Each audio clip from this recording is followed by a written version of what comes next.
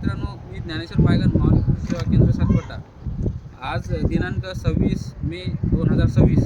आता थोड्या प्रमाणात काल पाऊस झालेला आहे आणि आज आम्ही बेड पाडणं चालू केलेलं आहे. नमस्कार, आपलं नाव सांगा. आकाश भागवत पायगन. आता हे ट्रॅक्टर आहे यांचं आणि हे दिवसापासून किती दिवसापासून बेड पडतात? 10-12 दिवसापासून बेड पाडत आहात. आणि आता याच्यामध्ये तुम्ही साईज काय घेते, म्हणजे काळ्या जमिनीमध्ये आणि मुरमाड जमिनीमध्ये? ही जी साईज आहे शेतकरी मित्रांनो, ही जी साईज आहे ही साईज आहे जवळपास 4 फुटाची, बरोबर ना? ही 4 फुटाची म्हणजे हे बेड जे वरचं जे हे टोक आहे, हे जे टोक आहे समजा हे खाली हे जे टोक आहे, तर हे आता तुम्हाला जर लागवड करायची असेल तर हे आपल्याला आता इथून डवऱ्याच्या साह्यानं आपण याला हे अशी धार पाडणार. आता याच्यामध्ये आपण हळद लागवड करणार, बरोबर? तर याच्यामध्ये हळद लागवड करताना आपल्याला इकडून म्हणजे जवळपास 6 इंच, इकडून 6 इंच आणि इकडून 6 इंच, म्हणजे इकडून अर्धा फूट आणि इकडून अर्धा फूट. आणि या दोन कंदाच्या मधातली जे साईज आहे ती आपल्याला 1 फूट घ्यायची आहे. खाली बसून येते ना. दोन कंदाची मधातली साईज आहे ती आपल्याला 1 फूट घ्यायची आहे. आणि दोन जे कंद असतात एका लाईनमध्ये, तर हे 9 ते 10 इंचपर्यंत आपल्याला याची म्हणजे कंदाची साईज घ्यायची आहे.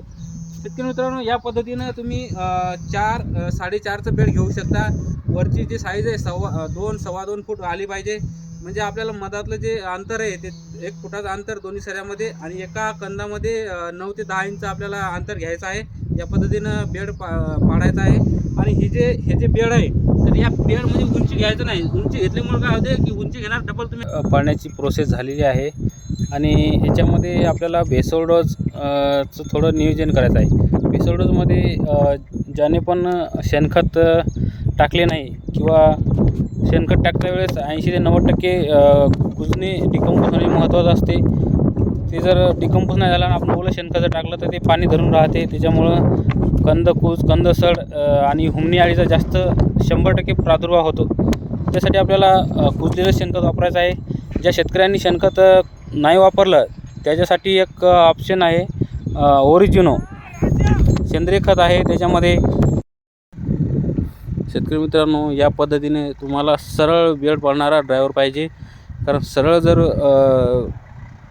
आपले जे बेड आहेत सरळ जर पडले तर आपल्याला उतारामध्ये पण फरक जाणवतो आणि क्वालिटीमध्ये पण फरक जाणवतो. शेतकरी मित्रांनो, याच पद्धतीने सरळ बेड घ्यायचे.